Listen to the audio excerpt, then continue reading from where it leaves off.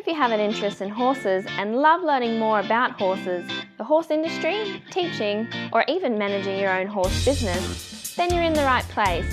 We would love you to join us on our mission, which is to improve the lives of horses around the world through the education of riders, handlers, and trainers. So get comfortable, listen in, and enjoy. Today's guest is Arianne Nijhuis. Arianne's a coach educator. She's got a background in dressage and show jumping and now focusing on dressage. In particular today, I'd like to ask her about riders' position from a physiotherapist point of view. How are you, Arianne? Yes, hello. I'm good, thank you. How are you? Good. Now, we normally start off with a favourite quote, something that's inspired you or something that you might teach and you find yourself repeating quite a lot. What have you got for us?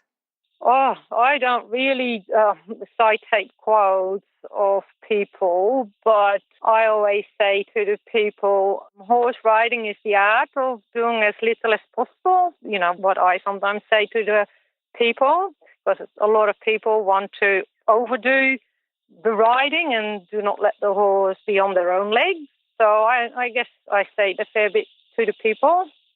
Something else. That's good. Yeah, I think dressage, particularly a dressage rider, if they can sit still and look like they're not doing anything, then they're really doing a great job. Correct. When they're not working against the horse. Now, can you tell us a bit about how you started with horses and what your first memories were? My first memories. I was very lucky as a young child. I think I was about 6 that we got given a pony.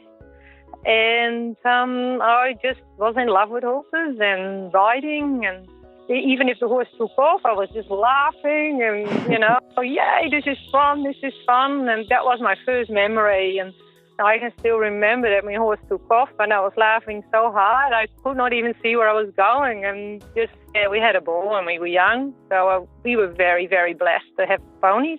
Yeah, that's great. That's really good. And from there, how did you progress through? Because you've done quite a lot. You've sort of ridden at a high level with dressage and jumping. How did you go from your first pony through to riding at that higher level? Well, I don't know. In Holland, where I grew up, it's like everybody goes into either dressage and jumping.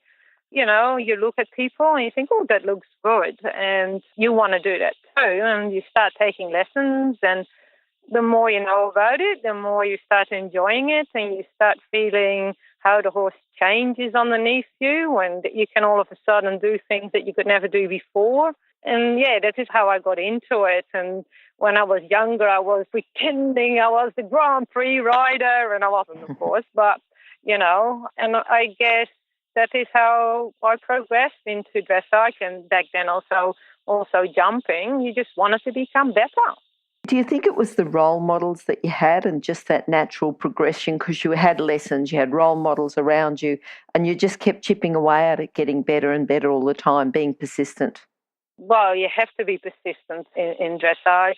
But, I was very lucky. In Holland, you've got so many good riders, and you watch the television, back then it was John Whittaker with Milton. You go, oh, wow, Well, Anki, of course, back then.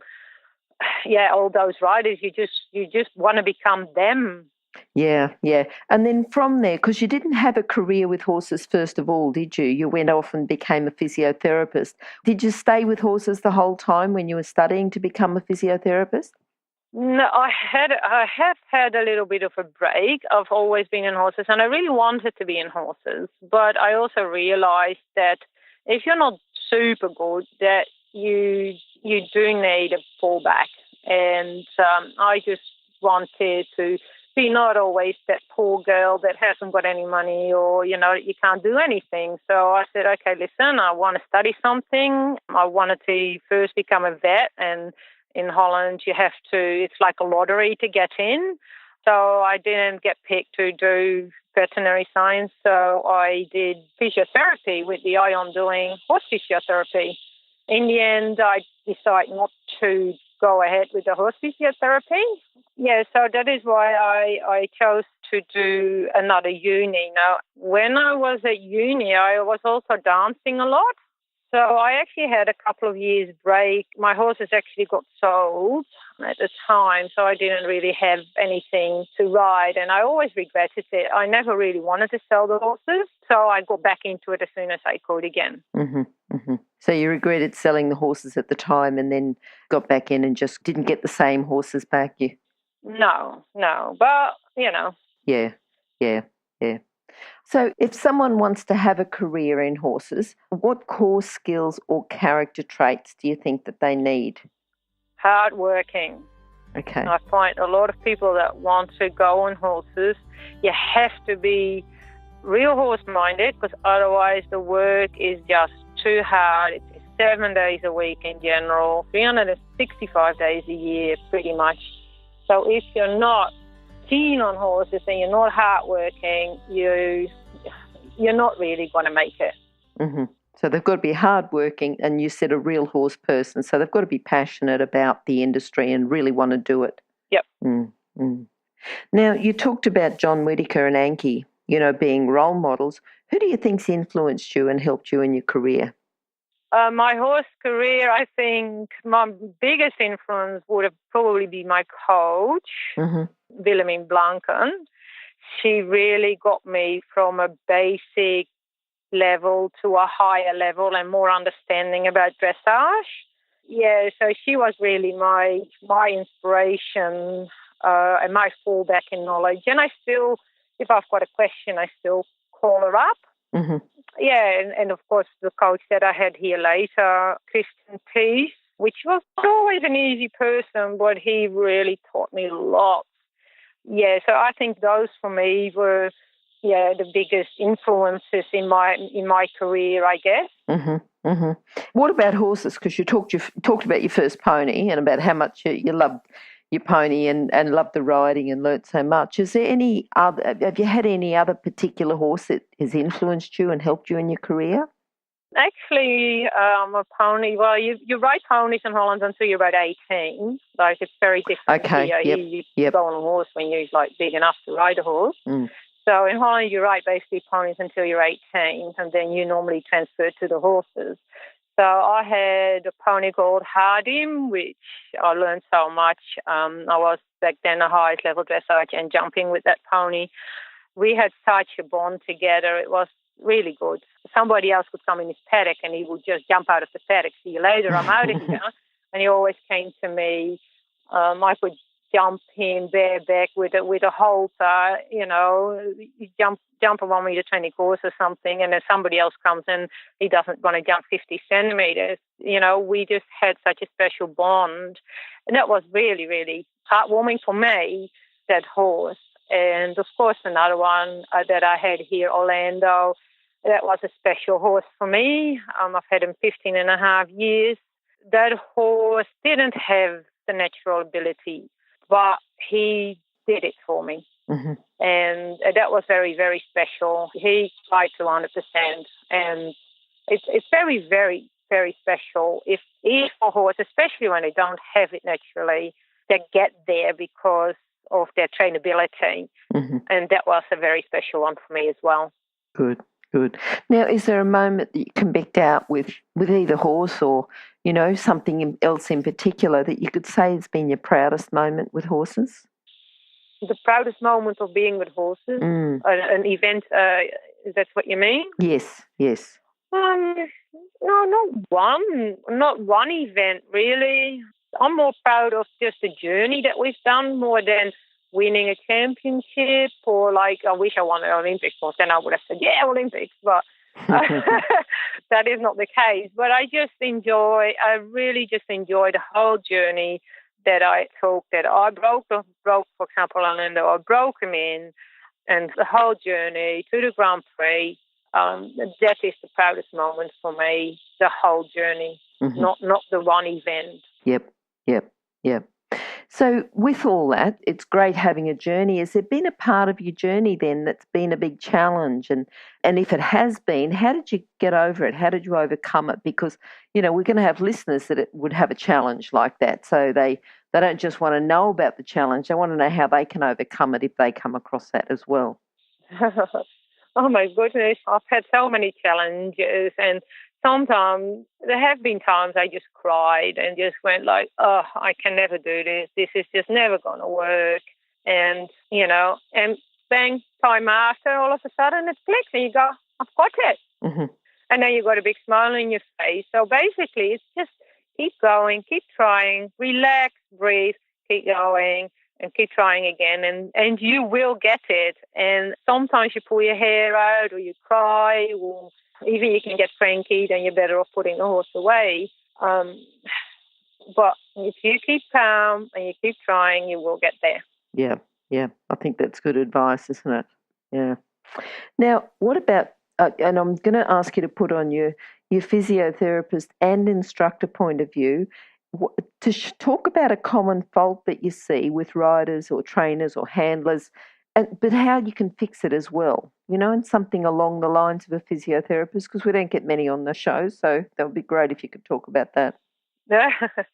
I find a lot, the core muscles are often the problem. I find some people try to, for example, sit too straight and they get too tight in the back. They don't stay supple in the lower back and in the hips. So that I find a problem. So you've got to really try to loosen them up a little bit. They get, we call it in Holland upper cross syndrome, where the shoulders roll right forward and you get too tight in the pectoral muscles, your breast muscles, and too weak in the muscles between your shoulder blades, for example.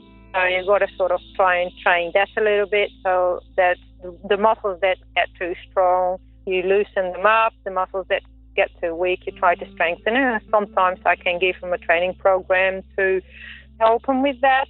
And this is similar with what we call it the lower cross syndrome, where for example, your tummy muscles get too weak and the long back stretches get too tight. Mm-hmm. The erector trunci, but I'm not saying that you know which ones they are, but you've got the long back muscles. Yep. And they like to go too tight.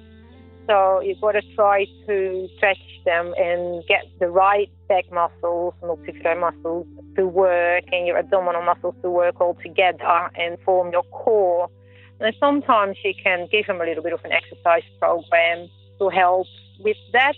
Okay. And so I see a lot of people that are not strong enough there start pulling with their arms because they're not actually sitting, keeping the core and can't give proper half hold.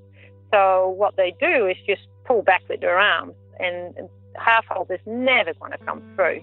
So they stay often too high in their weight. They can't sit down into the saddle properly. So, yeah. Oh, hang on a sec. Let me interrupt to let people know about the horse industry qualifications at onlinehorsecollege.com. If you have a look at the flexible options, there's online theory and the practical components can be completed by video or with a qualified expert in your area. That website again is onlinehorsecollege.com. Okay, thanks. So is there, you sort of talked about them stretching and I suppose basically putting them in the correct position.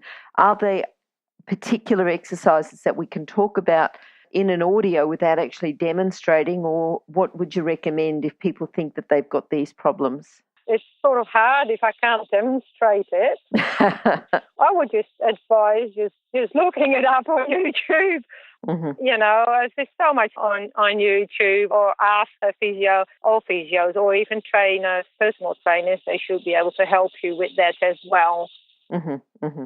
Yeah, I think that is much easier. I don't know how to explain it without showing it. Yes, it's a bit tricky. So personal trainers, just to help people with their core and their body strength and their flexibility, you recommend that for riders, like as a complement to their training? Yeah, of course. I think I know I need to. I just have 2 children and I know what to do, but actually getting there and doing it sometimes are 2 different things. Yep. I really think it's very good. You want your horse to be an athlete. Mm-hmm. You have to be an athlete. Yes. So you have to be fit. You have to be strong. You have to be flexible enough as well. So I think getting fit, getting strong is a very important thing with riding. Mm-hmm. Mm-hmm. And your personal trainer can definitely help with that. Or going to the gym, normal. All right. Now, that's from a personal trainer and that would complement the riding. Have you got a book that you could recommend to our listeners that's also going to complement their training? Well, there's one book that is really good, but it's really quite tricky to read, and I think it's of Steinbrecht. It's a classical training book. I didn't find it easy to read. It was quite dry, but it was very correct, very classical training. So I think a book of any of the masters is good, like, Klimka, they've got some stuff out there. We can't beat those masters, learn from them. Yep. Okay, then. We'll see if we can find that book and put a link up on your link as well. Now, what are you looking forward to at the moment? Have you got riders coming on, horses coming on? What are you looking forward to in the future? I've got a lovely young stallion that I'm hoping I can turn to the higher levels. So I'm really hoping to get back out there and work myself up through the levels again and hopefully go to the bigger competitions. Mm-hmm. And, well, hopefully from there on even to the bigger competitions, but we'll see. I've got a couple of lovely young riders that have got potential, a couple of spot riders, which is nice. They have got potential, just keeping them calm and relaxed and keeping them that they keep the basics all the time, value the basics, that is what I want to say, all the time when they're going up through the levels. That is always a bit hard. But, yeah, no, that is exciting because I think at least one of them will go FEI, definitely. Mm-hmm. Mm-hmm. Good. All right. Now, if you can think about your philosophy with horses, so your overall principles, and just summarise them into a couple of sentences, how would you do that? Know what you want with the horse. Stay calm. So if you want to go and you want to get FEI or whatever, go for your goals, but never, ever compromise the horse. Because I can see sometimes that people get rough and I want to do this, so you have to do that. Compromise the horse. You learn as quick as the horse can. Okay, so you go as quickly as the horse can. Don't ever compromise your horse. I find that very important within the training. So that is a bit my philosophy. You can only go as fast as your horse is allowing you to go. Mm-hmm. Yep. All right. Look, that's great. Now, Arianne, if people want to contact you, how can they do that? Oh, my mobile, 0400 758 944. All right, that's brilliant. And we'll put those contact details on your page, which will be on horsechats.com/Arianne Nijhuis. All right, wonderful talking to you this evening. I can sort of hear the crickets or something going on in the background there a bit. It's just that time of night, I think, when they just come out. Yeah, I'm sitting close to the river. Yeah. I'm sitting close to the river, so a lot of cicadas or crickets out there. Yes. Yep. All right. Look, it's been wonderful talking to you, and hopefully we'll catch up again with you sometime soon. Okay, thank you. Okay, thank you. Bye. Bye. Oh, wait, before you go, if you're an equestrian coach or a horse riding instructor, or even if you aspire to be one, have a look at the free video series for horse riding instructors on the Horse Chats website. Go there now, have a look, horsechats.com. Remember that our comments and instructions are general in nature and do not take into consideration your individual horses or your individual ability and circumstances. If you enjoyed this podcast, then please leave your comment below.